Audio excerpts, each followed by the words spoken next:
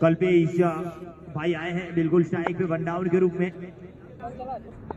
हसमुख भाई sir left hand पर round wicket गेंद और राउंड द ग्राउंड।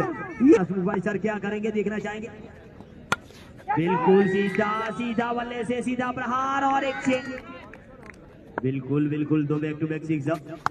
एक और ये बैक टू बैक तीसरा रखना चाहेंगे उनसे।